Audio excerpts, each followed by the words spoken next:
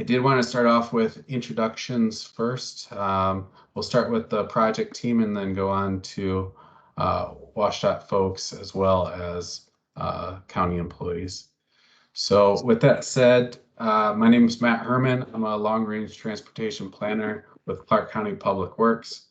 I'm the project manager for this project.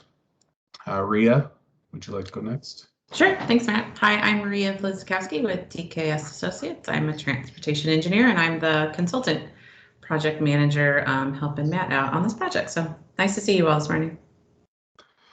Chuck Green. Chuck Green with OTAC. We've been assisting with kind of an engineering standpoint, and also we've been leading the interactive map development. Great. Carolyn Bachot. Yes, Caroline Boucheux. I'm with WSDOT and I'm the engineering services manager and taking on the function that Dave Bellinger used to carry through. Jason Gibbons. Oh, you're muted, Jason. Got the camera, but not the microphone. Okay, I'm Jason Gibbons with WSDOT Planning, based out of Vancouver. And Caroline, I think you need to be more grumpy if you're the new Dave. I wouldn't go that far. It's a different Dave. Courtney Sell. Hi, I'm Courtney Sell. I work in the Southwest Region Traffic Office for WSDOT. Excellent, thank you. Eric Hahn. Hi, everybody. Eric Hahn with City of Vancouver, Streets and Transportation Division, Senior Engineer. Scott Sawyer. Good morning, everybody. I'm Scott Sawyer with Clark County Public Works Project Management Section, and I've been overseeing quite a few of the projects, capital projects on Northeast 179th Street corridor. Thank you. Gary. Gary Albrecht, Clark County Public Works, Long Range Transportation Planner. Jackie Camp. Jackie Camp with Clark County Community Planning. Great, thank you. Courtney Furman. Good morning, everyone. Courtney Furman, one of the traffic engineers at Clark County. Ali Safai. Ali Safai, Development Engineering. We do review the privately funded development, and what comes out of this committee is we will use in order to require cross circulation through the development. Great, thank you. David Jardine.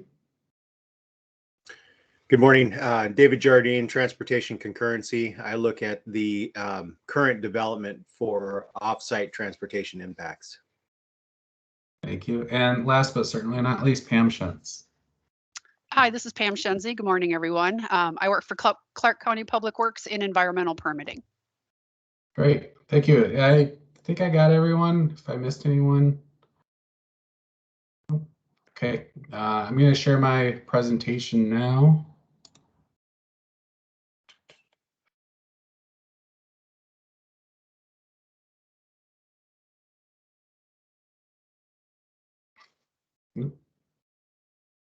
So we've gone through introductions, just a brief reminder of where we're at. This month is the alternatives discussion. Following our discussion in November, we'll reconvene for our final recommendations. It's a short process, but hopefully we're thorough in making our recommendations to bring forward. Just a reminder, the purpose of this analysis is to really balance our infrastructure improvements with facilitating safety and mobility while allowing development efficiency in their land development. We have some significant hurdles to jump over with the hills and valleys along 179th Street and where the existing accesses lie, as well as future streets and bringing those either up or down to the final grade of the 179th Street. The goal of this committee is to provide that guidance, insight, and considerations for addressing the infrastructure and utility needs of development while improving and promoting safety and mobility throughout the corridor and the interchange. So we are guided by several different goals and policies in order to develop our future road networks. This is specifically to preserve the investment in the corridor. As you know, Clark County Council 2 years ago approved the allocation of $66.5 million of investment along this corridor. So this access management and circulation plan is really to preserve that investment. With that said, the policies that we are held under are that development projects should adhere to minimum driveway access spacing standards along collectors and arterials to preserve the capacity of that transportation system. And that includes coordination with our WSDOT experts, as well as in this specific case with the City of Vancouver, since this corridor lies within their urban growth area.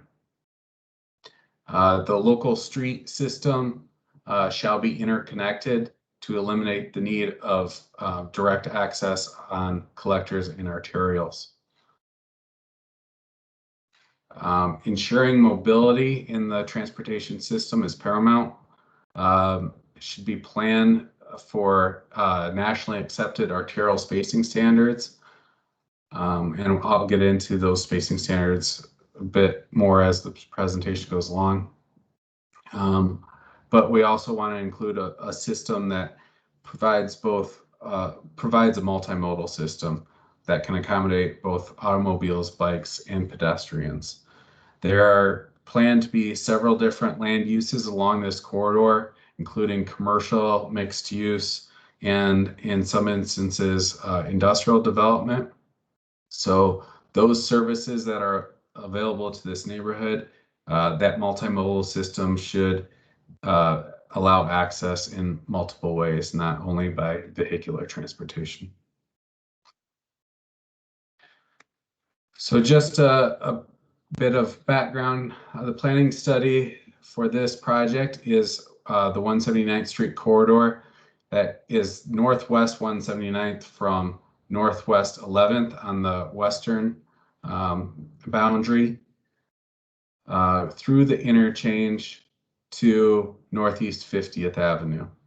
This is the area of 179th Street that is in the urban growth area for Vancouver. It's currently classified as a principal arterial with center turn lanes and bike lanes.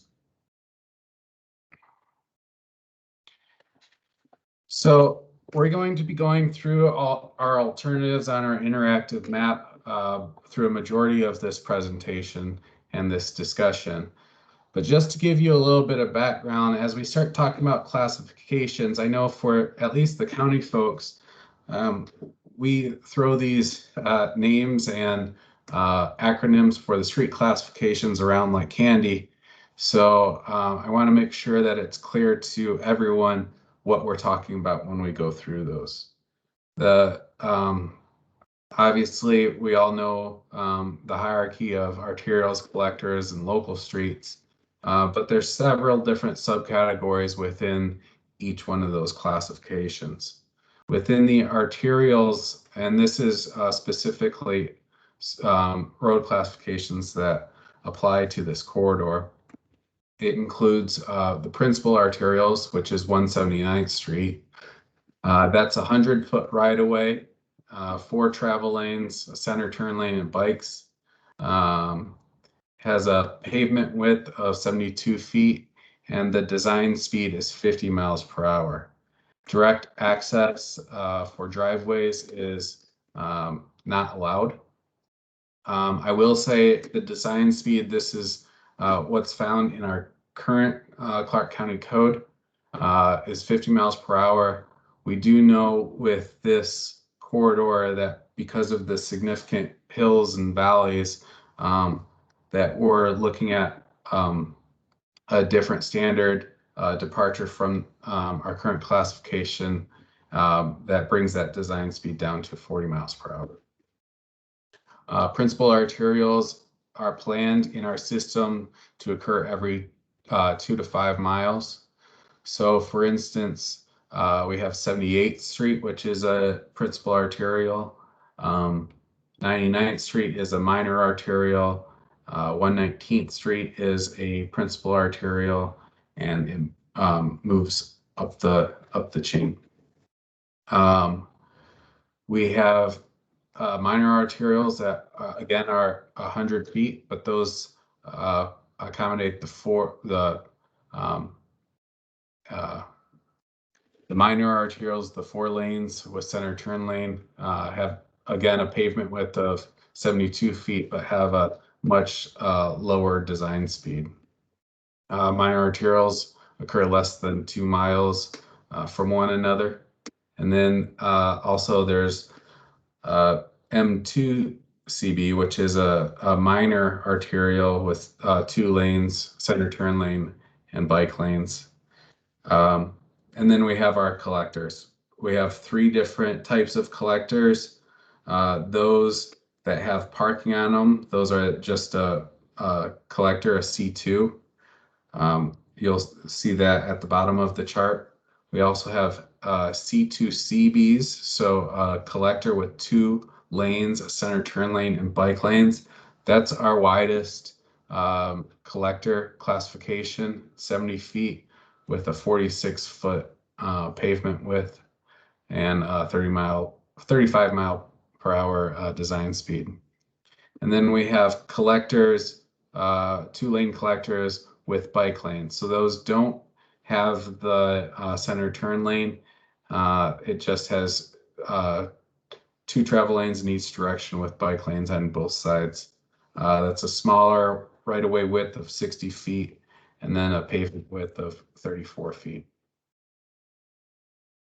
In all of these classifications, as I mentioned, direct access is not allowed. Whereas on our local roads, we do allow for direct access onto commercial and industrial roads, as well as neighborhood circulators, and of course, local access that the residential lots abut. And you can see here the right-of-way width, pavement width, design speed, and the direct access. Those commercial and industrial roads will come into play as we discuss the future road classifications that go through our commercial districts. These are intended to serve storefronts and commercial businesses that don't have direct access onto collectors and arterials, but have a decent enough subgrade that allows truck traffic onto those local roads. Any questions before going into the presentation? This is David Jardine. With regard to the access to the arterials or access onto a higher classified road, it is prohibited if other access is provided. So hopefully we can get the circulation through each area in a way that we can take vehicles from private development onto those lesser classified roads. But if there is access onto one of those arterials, any one of them, each one is reviewed for access impacts and may end up being restricted to right in, right out. And that's kind of where we start is access restriction. But hopefully we can get these interior circulation routes planned so that we can not have to worry about the median and channelization policy. Absolutely. Thank you for bringing that up. That's an important thing to note, specifically the median and channelization policy, where we're trying to promote safety along collectors and arterials, and that median comes into play in order to restrict left outs and left ins. So thank you for noting that. And yeah. So with that said, I'm going to switch screens real quick and go into our interactive map and start our discussion.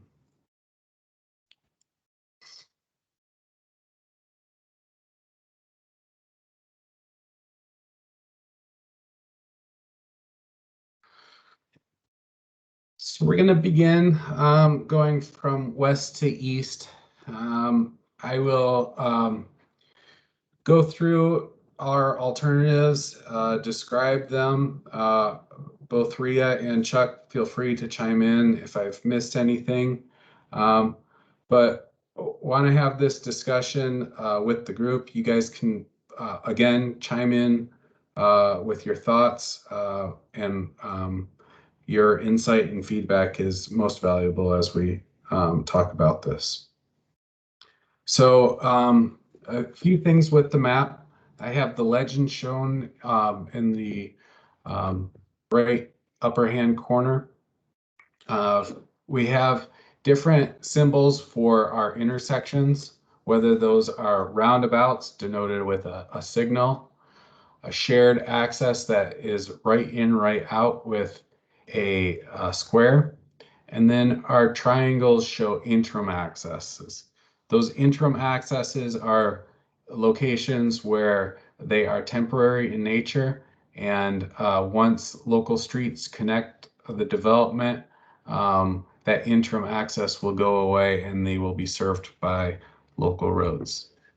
Those come into play on the eastern side of the interchange, and you'll see those soon. Our roads that are shown on this map, the deep purple are future arterials, minor arterials. Pink are future collectors. Whatever, I don't know that color. Olive, I guess, I don't know what kind of color that is. Dark green is a neighborhood circulator, and then our blue roads are local roads. We will show through this some of those roads that will be removed. So I can also click through this website and show you those that are currently planned and those that are part of our alternatives discussion. So from the westernmost boundary, 179th Street intersects with Northwest 11th Street. This street, this intersection to the south is the North Haven subdivision. It's currently planned. They're going through, they received preliminary plat approval and are working forward to get final plat approval. The intersection of Northwest 11th is currently, I believe it's a four-way stop controlled intersection, and we see that continuing in the future. Moving from west to east, we are looking at several different neighborhood circulators that are intersecting with 179th Street at about the same spacing. A lot of these don't have names yet, so it's hard for me to say what the exact name will be. But we're showing a north-south future neighborhood circulator with two of them before the mid-block urban collector. This pink urban collector is currently in our arterial atlas as a planned road. But we are showing two different alternatives with this segment of road. Obviously, 3 roundabouts back to back to back is a difficult one to maneuver. So we wanted to have a discussion with this group as far as whether we plan on having this all as neighborhood circulators, including this collector, and either one future roundabout at the access to the fairgrounds, or right in, right out, left in, and then roundabouts at the 2 neighborhood circulators. I don't know if that was clear. Rhea, if I'm missing anything, please feel free to jump in. Okay, no, so far it sounds good. Yeah, and should point out that the pink in the middle of the map there, the south leg of that is the primary entrance to the amphitheater.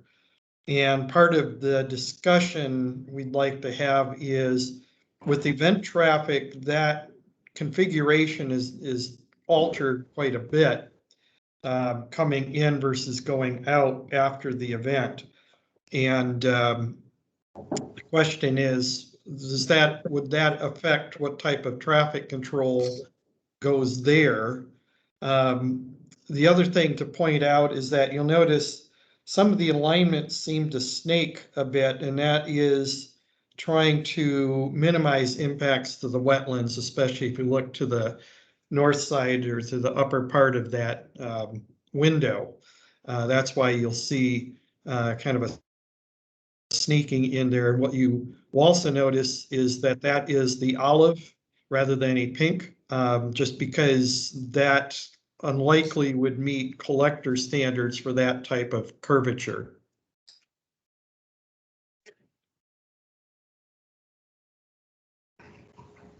Great, thank you. We also noted that previously there were discussions regarding the future intersection at Delphi and 179th Street. So we want to make sure that that event traffic that goes from the interchange to that access can accommodate multiple lanes of traffic. As you all know, during event traffic today, I believe it's the 4 lanes of 179th Street. They utilize 3 lanes as ingress and then 1 lane as egress, and then shift it around when the event goes is done, so that traffic can get to the interchange as efficiently as possible. So with the roundabouts, that does have some operation effects with that change in event traffic management.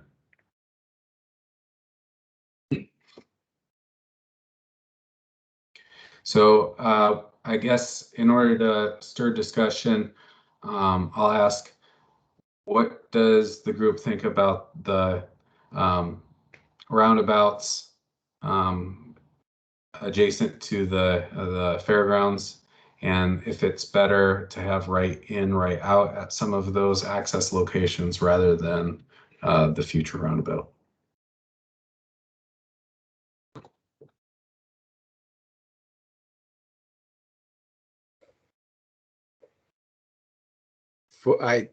This is David Jardine.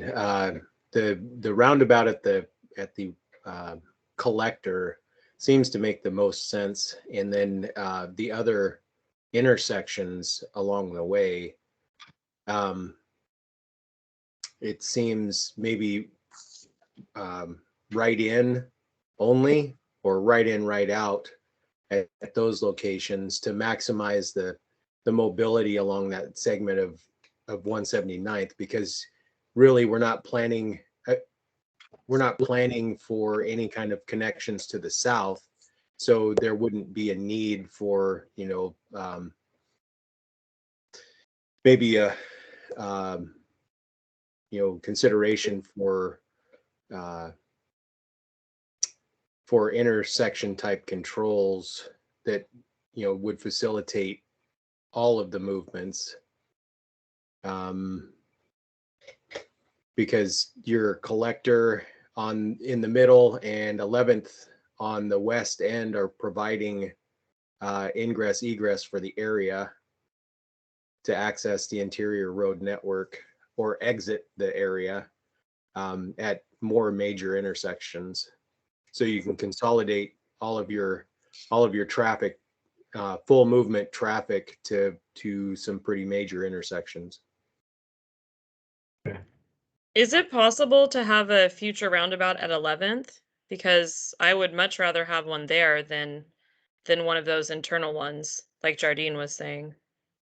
The only difficulty with that is because this North Haven was vested before these plans, it's difficult to accommodate the additional right-of-way that's needed to build the roundabout at Northwest 11th. That may be with regard to acquiring, additional right-of-way from that development, but it maybe, if we were planning for something like that, maybe a minimal amount of right-of-way from the North Haven site, but maybe offset the roundabout to maybe the north and the east, or the west. I'm sorry, to facilitate a roundabout in that location. I mean, that it seems a lot more reasonable than putting a pretty massive signal there. Yeah. The other thing too is 179th goes from urban to rural at Northwest 11th Avenue. So I believe west of this intersection, it's 50 miles per hour. Roundabouts are good at slowing folks down as they enter the urban fringe. Yeah, because we've had some safety issues with that intersection, and we've had to make sight distance improvements and do everything that we can, low cost improvements to try to improve it. And I think the subdivision must be turning it into an all-way stop because it was a two-way stop. That's correct. Okay. The sight distance issue was what helped us formulate the mitigation for an all-way stop, and that is part of the conditions of approval for the North Haven site. Yeah, I mean, I think that was the best we could do, but I mean, a roundabout would make so much more sense because otherwise, they're having to stop on 179th at that location, because that's really our only option at this point is to have it be an all-way stop. But I think long term, that's not ideal. Okay. So David, I can't tell on the southeast corner, which is the northwest corner of North Haven, it's called Phase 2B. It looks like it's almost a stormwater facility in there. Yeah, if I may comment, this is Ali. Oh, I like that one. Yeah, that one is a high grade, high class wetland, and it's going through the Army Corps of Engineers approval. As you all know, it takes some time. So they decided to put it in its own phase. This is not just the only portion of the site that is going through the Army Corps of Engineers permitting.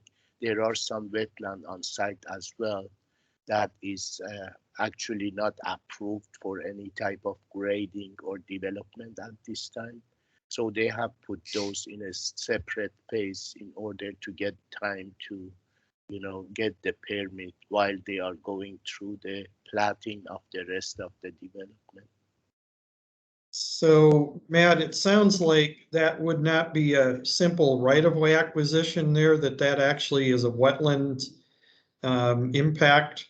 So Right. we would probably need to reflect that the center line or the alignment of 179th might need to shift a little bit to the north to fit a roundabout in there. Yeah.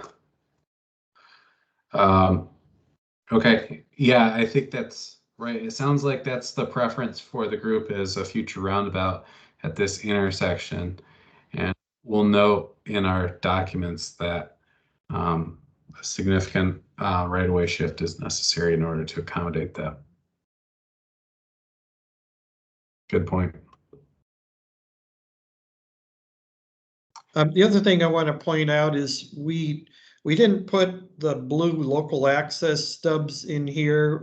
We're anticipating that we just didn't know what the development patterns were going to look like, but it's possible that developers could aggregate parcels to create bigger subdivisions.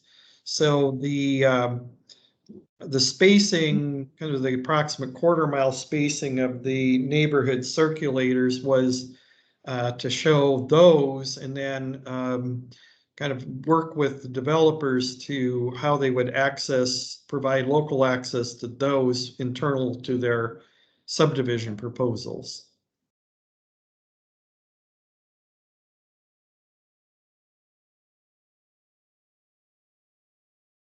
Yeah.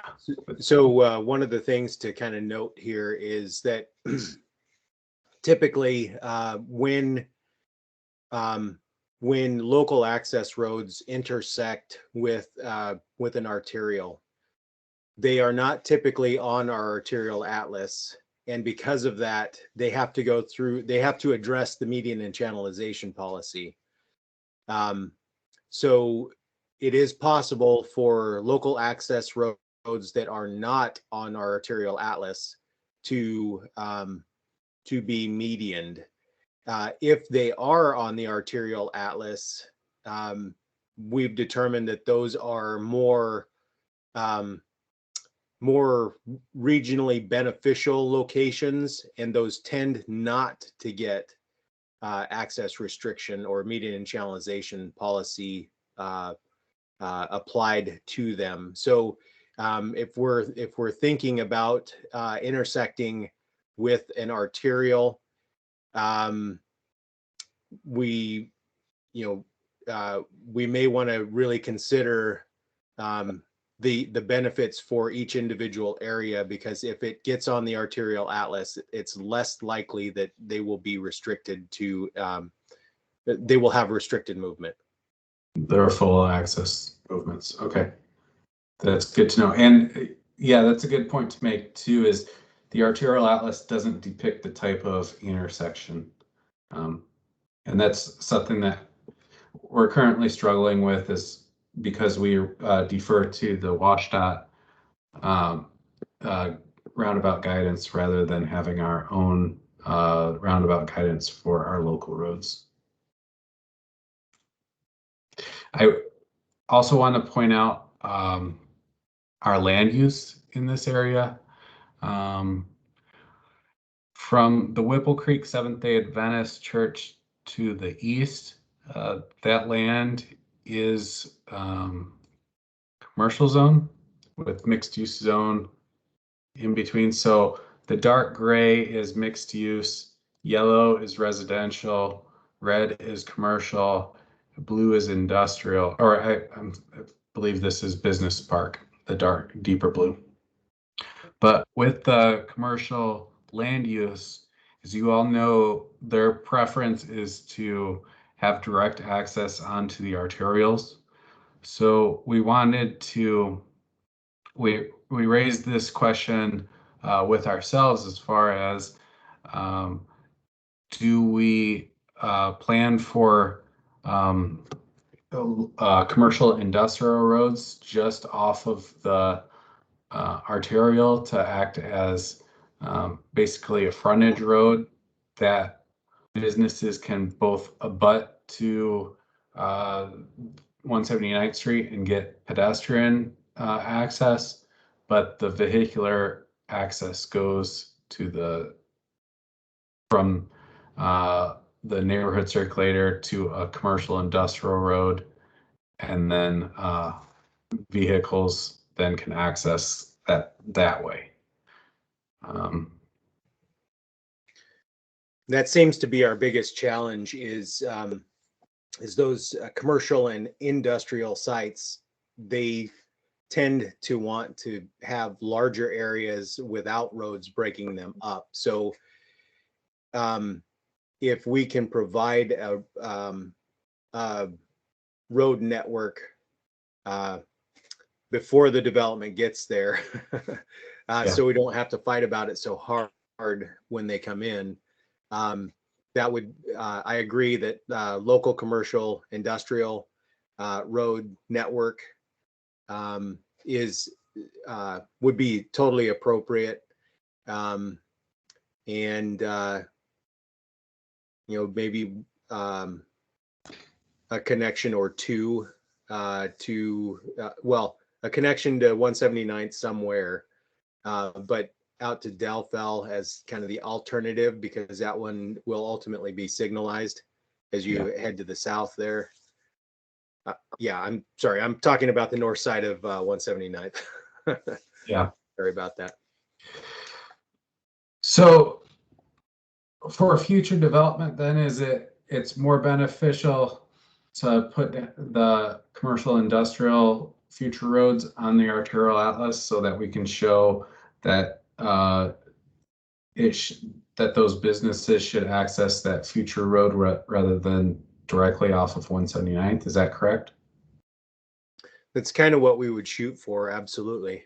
Otherwise it would be extremely difficult to try to get somebody to build secondary access, especially if they have frontage on 179. While it's on arterial atlas, then it would give us a little more, reasons to ask for them. One other thing I have to mention is that they also want exposure and the easiest access they can get.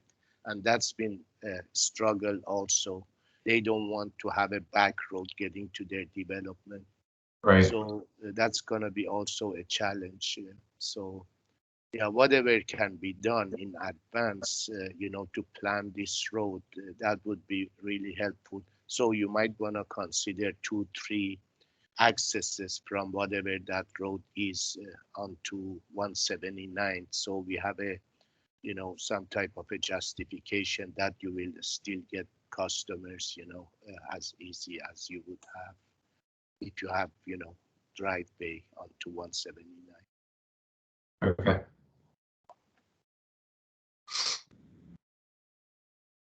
Hey, Chuck, this is Gary. Hey, I don't see the bike lanes on here, the proposed bike lanes on the map. Am I missing them? Is that maybe the layer's not turned on? Because we should have those. Yeah. Well, we have the existing ones. We should have. I guess we're not showing. Yeah, the arterial atlas should be showing. That layer should be showing them.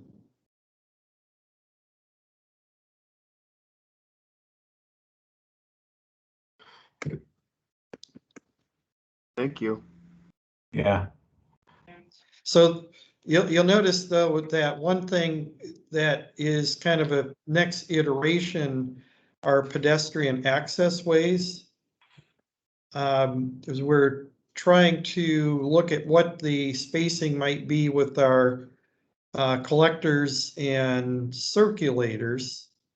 Next step is to look at where we are exceeding maybe the quarter-mile distance, walk distance out to 179th and start layering in the pedestrian access way, maybe a plan for that.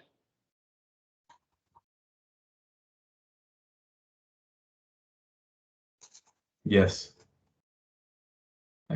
Maybe that's our next iteration, as you mentioned, to come back.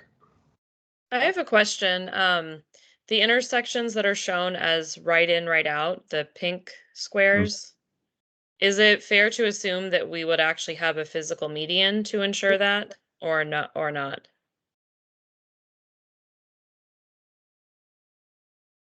I you know, I think we aren't getting specific on the design, but there would probably need to be something more physical to ensure that it's right in, right out. We don't get people trying to meander around pork chops to be able to turn left. Well, that's my concern, because I know sometimes we just do the pork chop, but I think if we really want this corridor to really function in the best way possible, I think we need to make sure that we're actually putting in a physical island. But I just don't know if, because that's going to be very effective as you're right in, right out. But I just don't know if if we have the mechanism to actually ensure that that would happen. You know, or if there's something in this plan that can, you know, state that explicitly, because I know there's different levels of that, and that's why I was asking. So within the scope of work for this project, there is an implementation plan that's part of the scope of work. Okay, thank you, Matt. Yeah. And the other thing to note as part of that is this is kind of developing into a roundabout corridor. Mm-hmm. And east of I-5 is part of that, those intersection design projects that are going on. There's an ongoing discussion whether there should be just a continuous raised median between the roundabouts to basically make the existing driveways that are going to be staying there for a while until they get redeveloped, make them right in, right out as well, and use the roundabouts for U-turns. This is Jason Gibbons with WashDOT.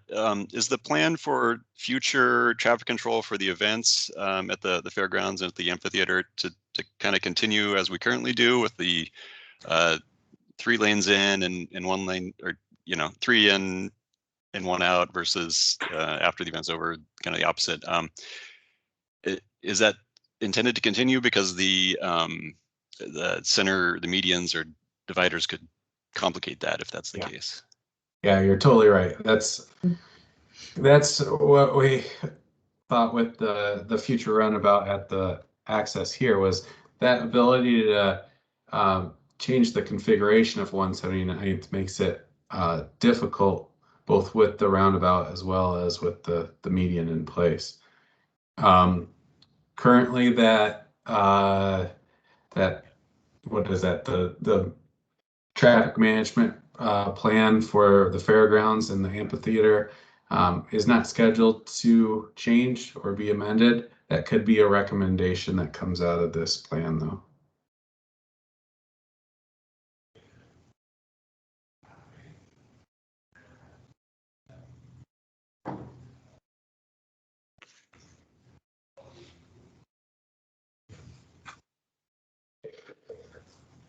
Okay, why don't we shift our focus?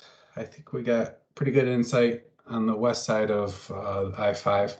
When we shift our focus to the east side, and this is you'll find the difficult part. So the Three Creeks planned unit development, this is currently not vested. They've had pre-applications with us, but they have not received preliminary plat approval. So what you're seeing in the background here, I'll get rid of the zoning, is a conceptual plan.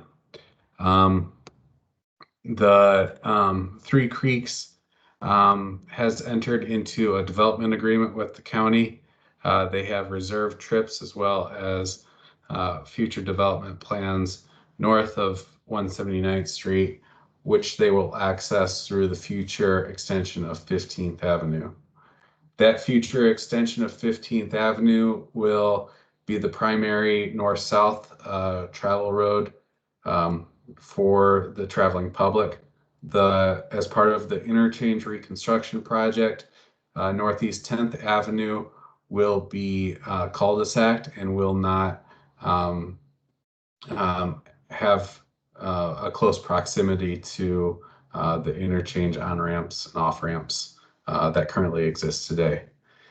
The same goes for, oh shoot, what's the name of this road? Union. Union Road, thank you. Union will be disconnected at its current location, and access will be through 15th Avenue.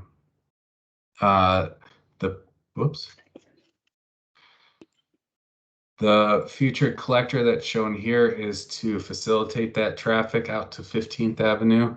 As you can see, the plans don't necessarily accommodate the future collector. So the developer will have to ask for an amendment to the arterial atlas if they want to move forward with this conceptual plan. Do you know where that one is at, Matt? I think this is kind of a critical link, and I know the developer has been talking to the officials and try to either eliminate it or have a lower classification that would allow multiple accesses to it, you know, just like a maybe commercial industrial road rather than a collector. Have you been involved with that at all? Both myself and Jose Alvarez from community planning will be involved with conversations with the Killian team. What's happening is they are proposing apartments on the north side of 179th Street. This is commercial land, so pure residential development is not allowed in commercial land. So we will be having discussions later this year regarding future amendments to their zoning and comprehensive plan designations, at which time the future collector will be brought up as well. Thank you. So if that moves forward and the county council approves it as part of our public works as well as community planning's work program to proceed, it will be a part of the 2022 docket / annual review process to amend the comprehensive plan.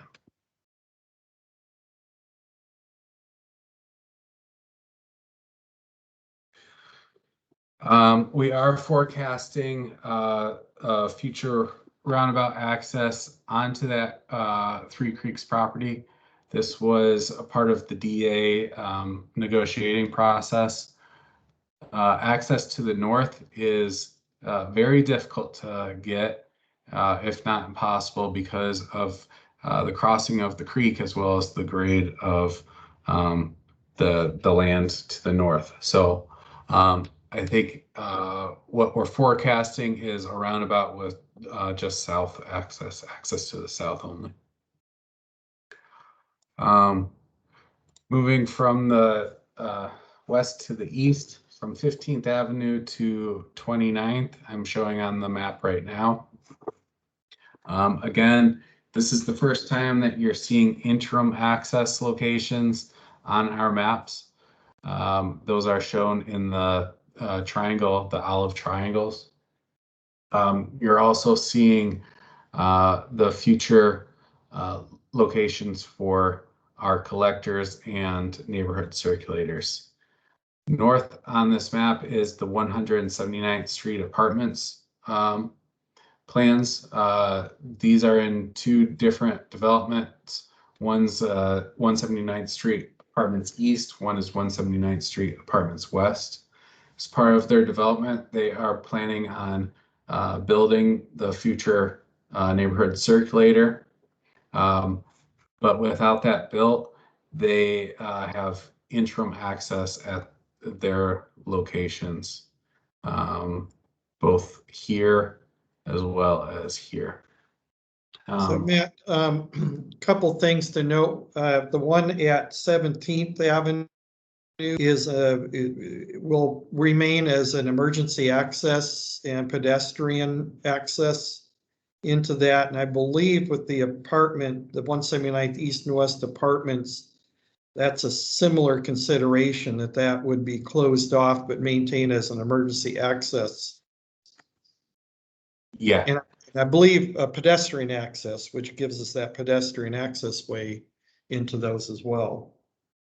Yeah, absolutely. Thanks for noting that. That's, yeah, so those interim access, so initially when this future road is not built and they can't get access from this future collector, they will have access directly on 179th. But when the future off 179th Street is built, that access will be changed from interim to emergency only, and their primary access will come from this future circulator. We are, as one of our alternatives, we are proposing a future neighborhood circulator going north-south.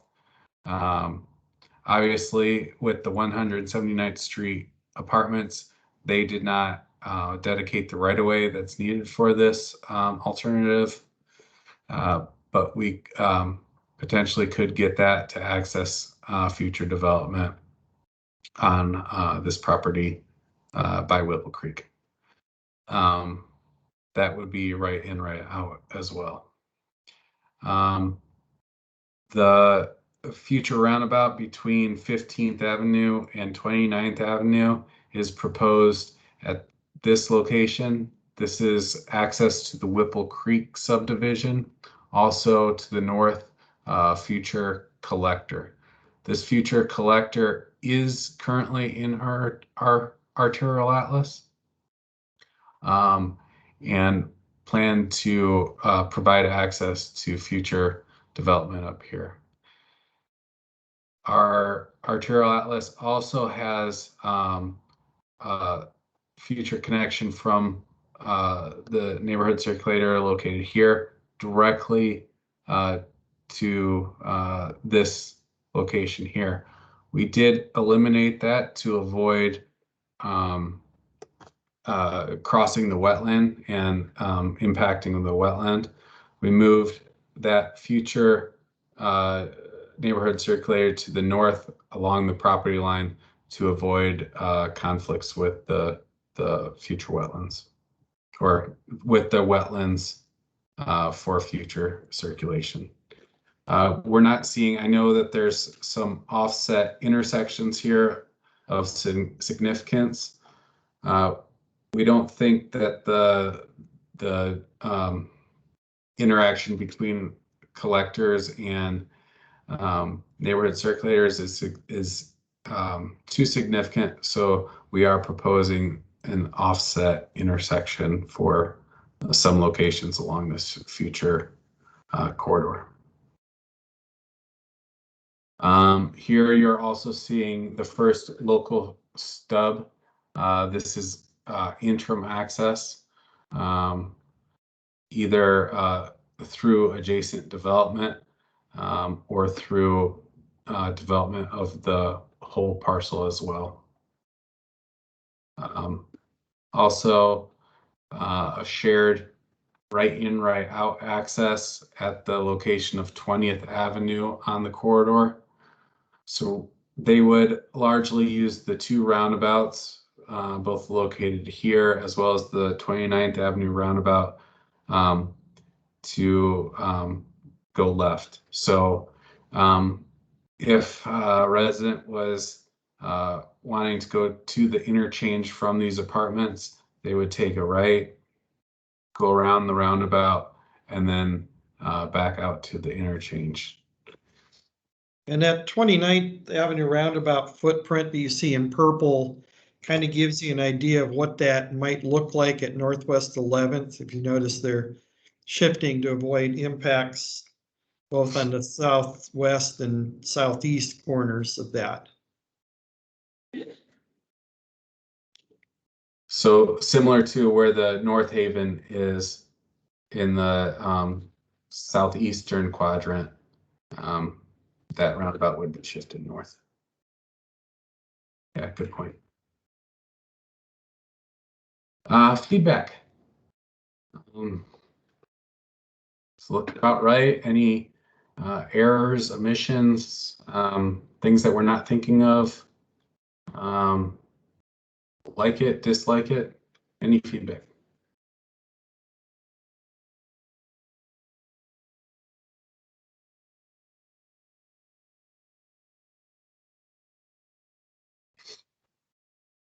Okay.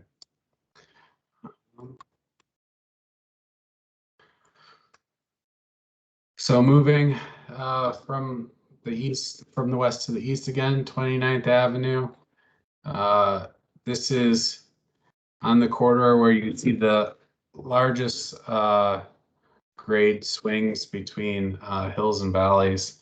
The creek that runs right here has significant topography issues as it gets closer to 29th Avenue. So we want to be careful about this section as to plan the future roads and what grade they would have to be in order to be built. So we have both some right in, right out access locations that connect future development to the 179th Street corridor. We're showing the right in, right out because of the proximity to the roundabout, future roundabout at 29th. And then locations going north as well. Interim access are existing driveways, so those would be closed and would be connected through future local roads to the neighborhood circulator. So shared right in, right out, interim access,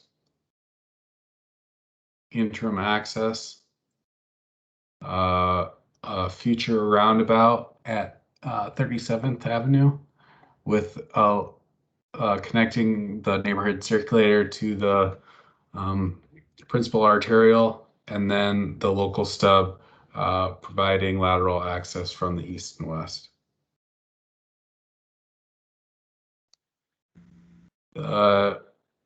Woodbrook subdivision you're seeing in pink here with the lots shown.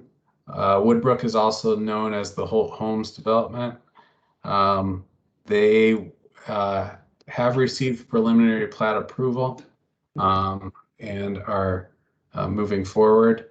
They did receive approval for the future neighborhood circulator that goes from 179th Street to the south that ultimately connects to 174th Street, which is currently classified as a collector, future collector, and connects to 50th Avenue.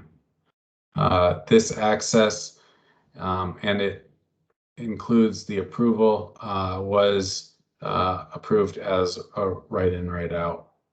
So again, similar to west of 29th Avenue, that right in, right out would largely use the future roundabouts to take U-turns and go westbound. Here you're seeing the future roundabouts.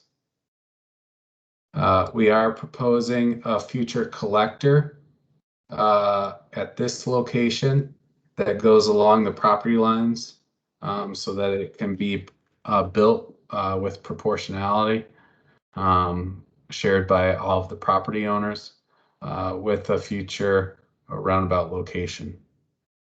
And it would connect to 174th Street. This would be offset from the collector that the Woodbrook subdivision is building.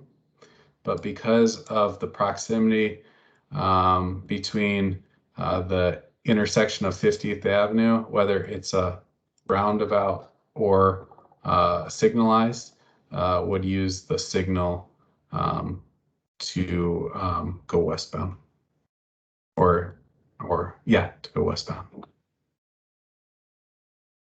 And then again, right in, right out access via a neighborhood circulator close to the 50th Avenue intersection.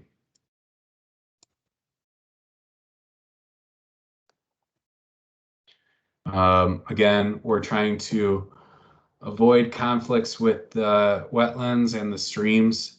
Those streams and wetlands do create the topography issues along this corridor, and also make the buildable land tougher to develop. So we want to consider those, as well as the topography that those environmental features create.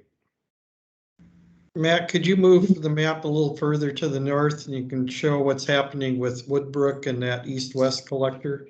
Sure.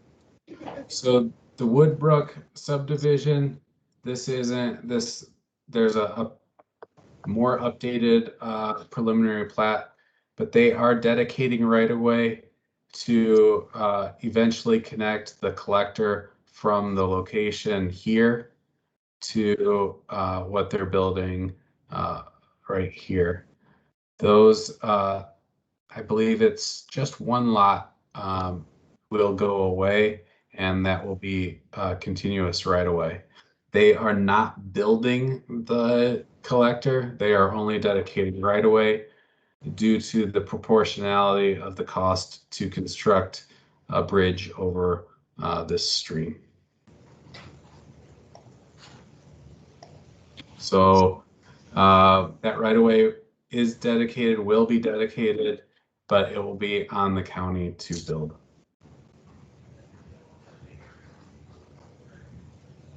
And Matt, can you go back down to 179th? So is Scott, we've been talking about having a multi-use path between the roundabouts. How will that work with the right in, right outs? Is there going to be enough right of way for that to accommodate the multi-use path and the right in, right outs? That is my understanding. I mean, we're going to need to maybe take a quick look-see at that. But as far as the width of the right-of-way and the roadway section, it should be exact, the same, whether or not it's bike lanes and sidewalks versus multi-use paths. Yeah. But we should take another look at that. Okay, thank you. Yeah. With the understanding that you're trying to stay along property lines, that north-south collector that goes to 174th,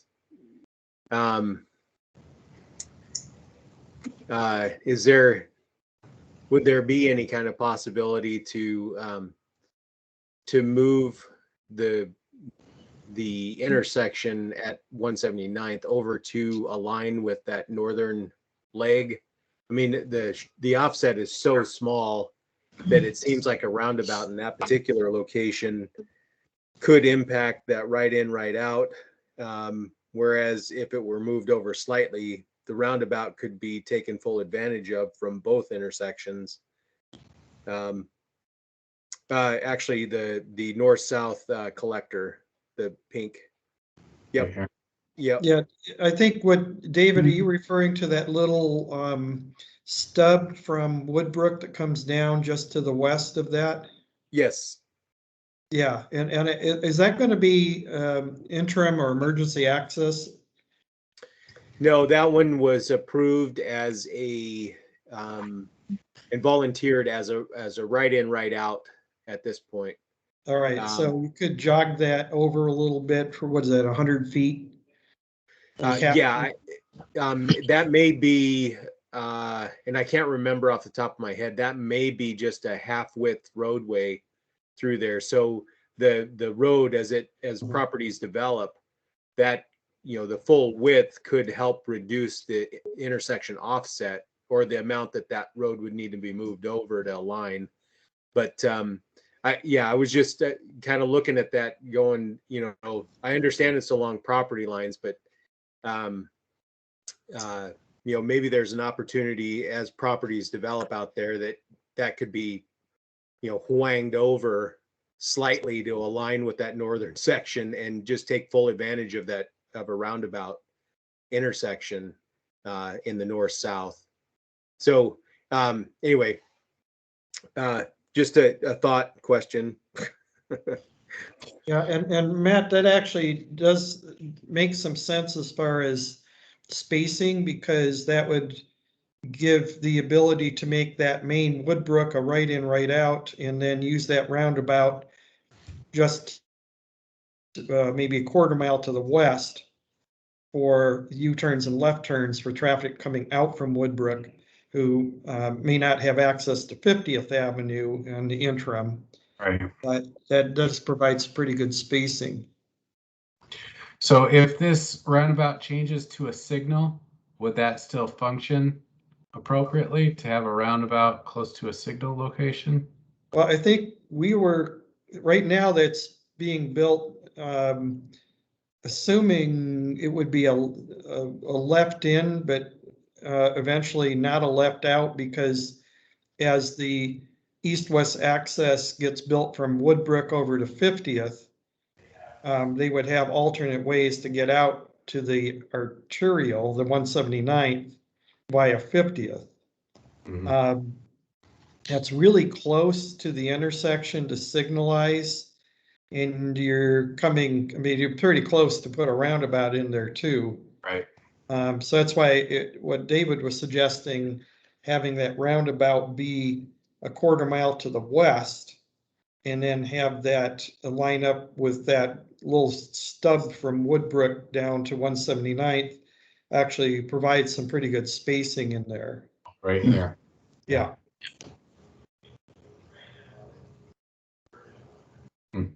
I see what you're saying. Yeah.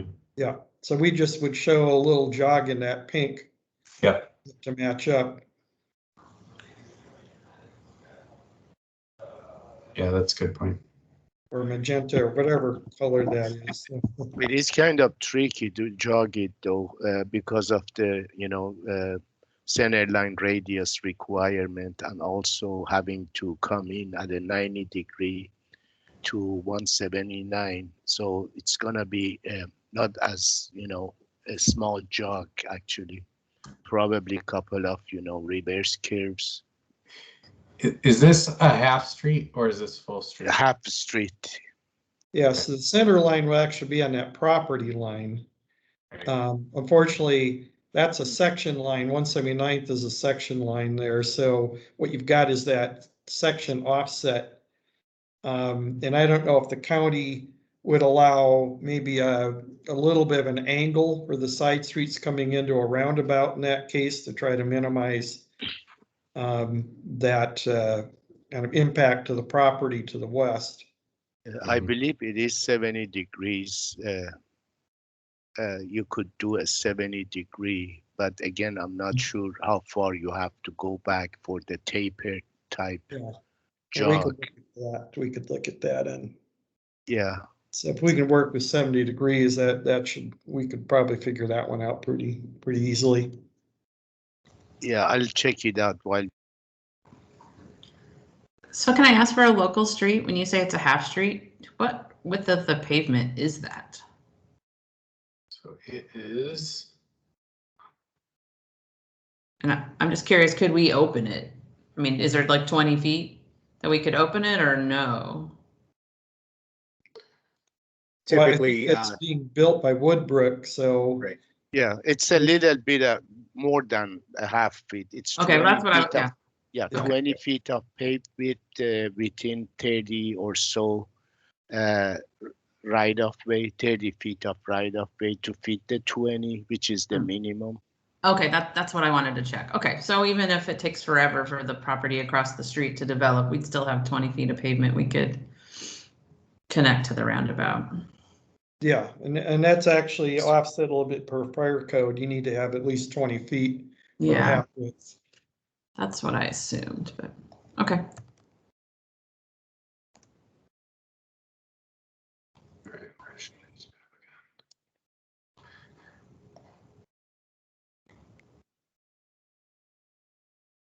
Right. So obviously the other thing going off of 179th Street, we're avoiding crossing the creek at this location. That's why those intersections with 179th play a big part. because they are serving as the cross circulation to avoid the creek. There is a subdivision that's proposed near 190th, and they are providing the future collector.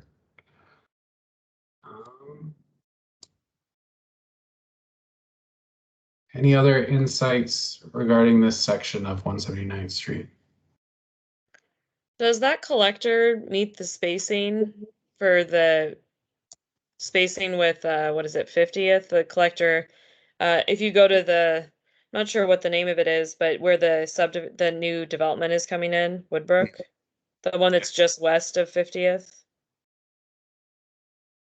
where it's going north-south.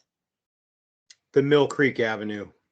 Oh, Is that what yes. it is? Yeah, that one, to the south. Is that meet spacing for bringing in a collector? I don't know if this is how we would plan it, but this is how it got negotiated through the development agreement process. That's correct. And I don't believe that it does meet the spacing, if I remember right. But yes, you're absolutely right. It was negotiated that way. Within the development agreements that were negotiated, the Woodbrook or Holt Homes subdivision was the only one to have a what was it called, a conceptual master plan that was associated with the negotiation. Yeah, I believe the distance is really close to what the collector road requires, 275 feet between the roads on a collector. And it's pretty close, I believe. Well, because it Also, would be the arterial spacing on 179th. That's what I'm asking. Between on 179, you're correct. Yeah. Between That's correct. 50th and Yeah. whatever that street is. Yes, yes, that has to be 600 feet. This is principal, right? Yeah. Matt? Yes. 600 feet is required. Going back to that, Where is the I'm sorry. 600 feet? Is that about where the one to the south is? The one that would go to the south? The proposed one. Yeah, the proposed one. I was just curious where that would fall. Oh, it's just a little bit past that one. Okay. Yeah, it's a little Pretty shy of 600 feet, but we took a look at what would, if we were trying to move that olive line that goes to the south to meet 600 feet, then we're offset from the Woodbrook Parkway. So it's unfortunately one that we'll have to live with because of the negotiation. But if you make it right in, right out, it would make it a little easier, and especially if you get that roundabout at the collector about a quarter mile to the west, that actually mitigates for that spacing. Yeah, I think if you have a roundabout there and you have the median, that will work just fine. Yeah, actually, but- I need to make a correction on the angle. It's 75 is the desired one, but that talks about the local access connecting to a collector or arterial. So for a collector to connect to arterial, there is no specific code. So I think the assumption is to come in at 90 degree, but you're allowed 5 feet of offset for center line. Intersection center line offset is allowed 5 feet. If it's a roundabout, though, we'll have a lot more flexibility with that, which is nice. Yeah, I would think you could angle your side street legs a little bit with the roundabout. Yes. Because you're looking at a 20-mile-an-hour approach speed into the roundabout. I guess the question I have is that I know that we're looking at possibly delaying the roundabout at 50th. So, how long is that going to work? If that's a signal, then where are people going to turn around? Yeah. is a That's U-turn. the only that's the only concern I have. Right. You know, if that stays as a signal for, you know, quite a long time, then I don't think it's going to work as well. Can we design the signal to allow the U-turns? We should have the width, right? And Matt, 5 lanes. yeah, Matt, and this is Scott. Just a little bit of clarification. You know, in regards to the interim project that's currently being considered there at 179th and 50th, it turns out that that's probably not going to be signalized, just because we have a sight distance issue to the east. That's kind of a problem, because if we're going to allow a signal there, we'd have to fix that whole issue, which then the cost kind of it goes back up. was against the reason. Right. So what's being considered right now is the possibility for just a short-term interim, adding east-west left turn pockets, just to buy us a little bit of time before we proceed forward. And again, it's just being considered at this point. We're still moving forward with the design, but they're wondering if there's a way to kind of utilize some of this funding at another location.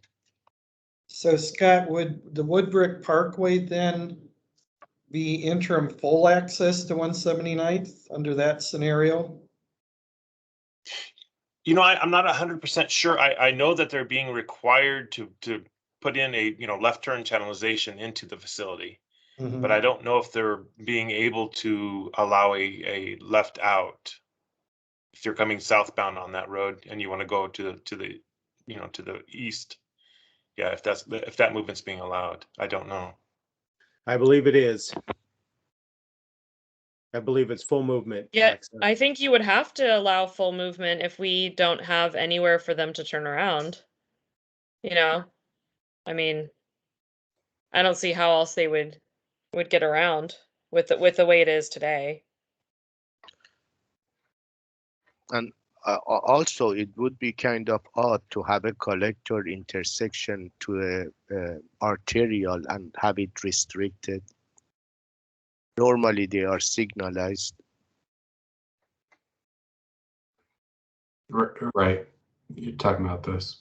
Yeah. Yep.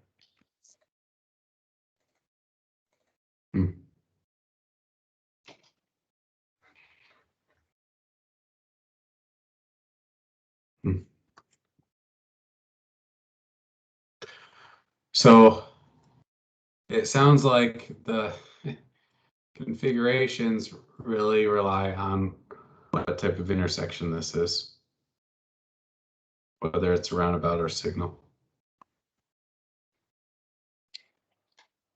And we did complete an intersection control evaluation report for that, which you know, sends it to a roundabout, and that was approved through the through the acting county engineer. So I don't know that a signal is a viable option at this intersection at this point.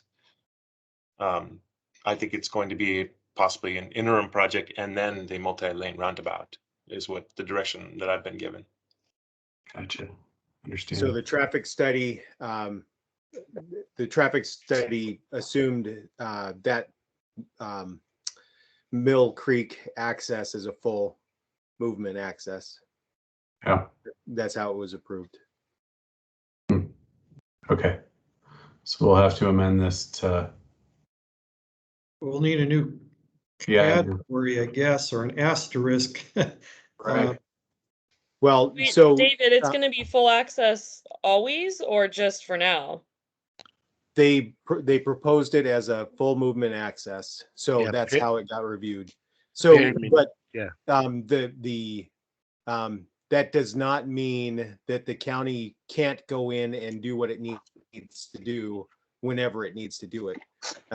It's just that that's the way that at the time that they prepared the traffic study, that's the way it was. That's the way it was prepared, was full movement access. But if the county has mobility issues or safety issues, the county can come in at any time and, you know, construct a median or do whatever they need to do to mitigate the issue. Yeah, at the same time, it's gonna have a lot of traffic coming from west, and also Woodbrook has 624 lots. So Yes. it's traffic is significant. I don't know how you can, restrict it.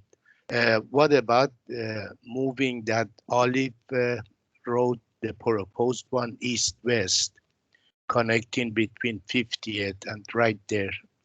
Would that be a better option potentially? Yeah, I can see. Or eliminate it altogether and, have those folks, access the collector 174th and the proposed north-south one. But east-west makes more sense. Yeah. That would resolve the issue. It's gonna be a T intersection, which could be, also maybe, I'm not sure, roundabout or some type of a, signalized, but not a four-way signals. Is that east-west street that's just north of 179th from Mill Creek Parkway to 50, that one? My understanding is Woodbrook's only building the west half of that and stubbing it. And that went the properties redeveloped to the east, they would finish it to 50th. Once that's complete, you no longer need to have that left turn out from Mill Creek Parkway, because then they could just go over there to 50th, go down 50th to the intersection, and they can make their turn. So it could be one of those that's an interim full access until that east-west link is finished. And then duplicate that same east-west. Yeah, the challenge down to the south, obviously, are the wetlands in there. But yeah, if we could leave that north-south olive dash line in, or we could just shift that along the property lines there, making an east-west orientation between 50th and the collector to the west. Right. And that would still give us the access into those properties. And then and also allow full movement.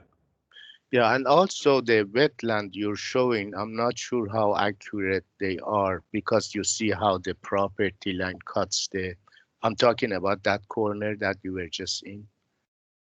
If you want to go east-west, that wetland may not be the one that has really a straight, lines. Yeah, that may not be exactly where it is, or, same. I don't see how the property line cuts the wetland like that. Yeah. Right. Yeah, it's pretty convenient how the wetland just follows the top. Yeah, exactly. We know wetlands are never convenient, are they? Yeah, I wonder how accurate that is actually. Well, and I was showing this to show this is where our wetlands are noted in their building. Yeah, exactly. Do we know what layer is this based off of, the wetland mapping? Right, there's several different ones. Right. Yeah, it's, what is this one called?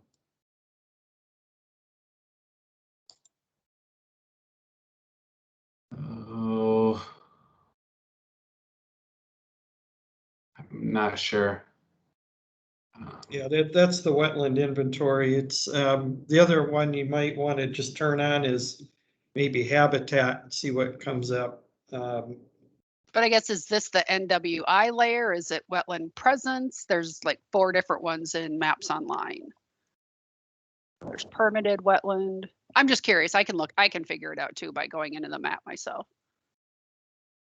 And honestly, I don't know if I could answer that, because it's whatever is in the GIS database that we picked up.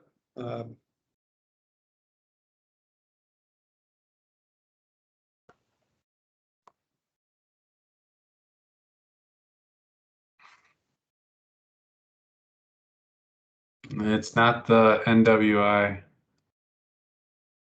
not the modeled. Looks like it's the permitted. Okay. So then that's based off a delineation. Oh, really? Huh. At least that's my understanding. Yeah, the permitted one has gone through the review by the environmental staff, and it is what it is. Doesn't mean it cannot be mitigated for.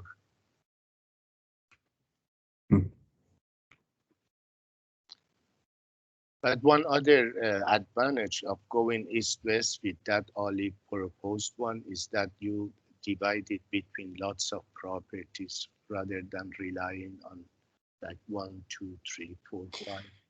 So with 174th Street, they have some site issues, right? Some site distance issues. Would it make sense to connect it to 50th Avenue and then have an intersection at 179th Street, that future location, as well as 174th Street? Seems like you'd want to consolidate that so that it's everything runs to 174th Street.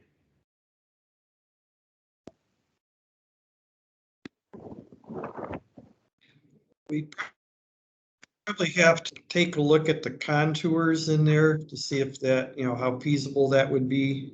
Yeah. Okay. Okay, that's worth evaluating. Okay, any other comments on this section of road?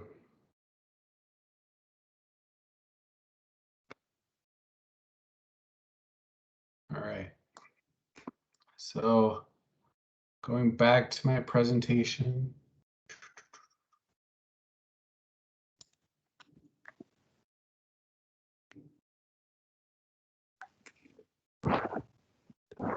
So again, these are the web links that we used.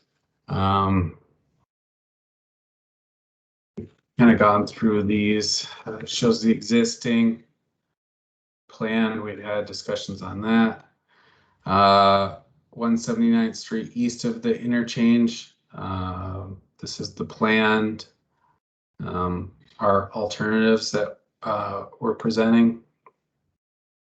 And the planned for between 29th Avenue and 50th Avenue. And we've had a significant amount of discussion regarding this section, specifically with how the Woodbrook future collectors interact with 179th Street. That's it for my presentation. Please let me know. I don't know if I'm leaving anything out that I need to discuss that I haven't addressed previously. Rhea or Chuck, do you know if there's anything we're missing? I know, the only thing I would add is we have the stakeholders coming up on Thursday. But I think you covered all of our map markups. So I think the next steps for us are to kind of gather the comments that we've received today, put them in a final markup, and then we'll present that both to this group in November, as well as get the stakeholder feedback on Thursday and present that to this group and the stakeholders in November. And then we'll move forward with our final preferred alternative, our implementation plan, and then move on to adoption with the Planning Commission, DEEB, as well as the County Council for ultimate approval. Yeah, and Matt, I was just going to add that, yeah, we'll make sure by our next meeting that we have the pedestrian connectivity and crossings flushed out as well. I mean, once we get the framework for the roadway set, we can look at ped bike crossing a lot more, and we'll have a better idea maybe of some of the issues that we talked about today, like at 50th, you know, what does that really look like? And looking at if roundabouts make sense to the west of I-5. We can dig a little bit more into the event, right, management strategies and maybe what that means for that corridor too. And then Courtney had asked about raised medians too, so we can have some clear direction on kind of the access management strategy, you know, what the priority is and maybe I mean, it sounds like from everybody, we won't raise medians unless there's a reason not to have them. So we can have a little bit better framework to describe that too. There's Matt, one this is task. Scott. Go ahead. Oh, I'm sorry to interrupt. So one question I guess I still have is we've kind of delayed our public outreach associated with 29th and 50th. Is there been some thought about combining this into one public outreach? Yeah, so the constraints that we have with this project are getting it adopted within the 2021 comprehensive plan amendment process. There's a significant amount of public outreach that is necessary in order to move that forward. We're currently scheduled to go to Planning Commission and Council in January of 2022, but we can't do that without our public outreach component. So I need to have some significant conversations with Jackie, Rob, Klug, and Oliver about meeting the deadlines to move forward on the 2021 docket schedule. Because I completely agree. I think I don't want to just move through public outreach just to check a box here. There's some significant components of this that the public needs to be informed of and provide us some feedback. So I need to talk to those folks to see if it's realistic to move forward with this as planned in the 2021 budget cycle or 2021 comp plan amendment cycle. So Matt, when is the Planning Commission in January? What date? It's the first Thursday of each month is a work session, and then the third Thursday is the hearings. All right, and maybe I'm directing this to Jackie, but we do have Commission on Aging the third Wednesday in January, which would actually be a day before the Planning Commission. But since the Commission on Aging did have a role in the pedestrian access way ordinance, it might be an opportunity to run it by them, either work session or in our regular meeting. And I don't remember, Jackie, if we had set that as a retreat, or if that's I think that was going to be our meeting with county council. Right. I think we're planning on doing that in February, right, Chuck? Moving perhaps. We wanted to that county Right. council to February if we could. So the January meeting, we have some flexibility. If that's something that's an opportunity, we can probably make that work. All right. At least I give you one of the public commissions to put on your list. Which it's very useful, very good to go in front of that group. As abundant of a public process as we can make, I think it's going to strengthen the ultimate implementation of this, which is as ironclad of a plan as we can possibly do from a long-range planning perspective. So more to come on that. The other thing that I've left out is as part of this project, there was best practices component of. I guess Southwest Washington jurisdictions are not alone, where other jurisdictions are maxed out as far as their time.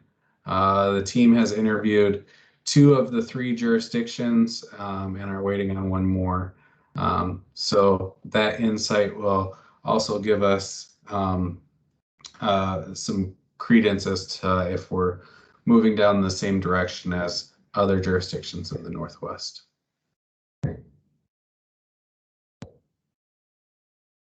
So with that said, that's all I have today. I want to thank everyone for attending. And And thanks for going through all of these different concepts with us and providing insight. Is there anything else left to say? I think that's it. So thanks a lot, everyone. Have a good week, and thanks for starting your week off with me. Have a nice afternoon. Thank you. Bye, everyone. Bye. Bye, everyone. Thank you. Bye. Bye, everyone. Bye.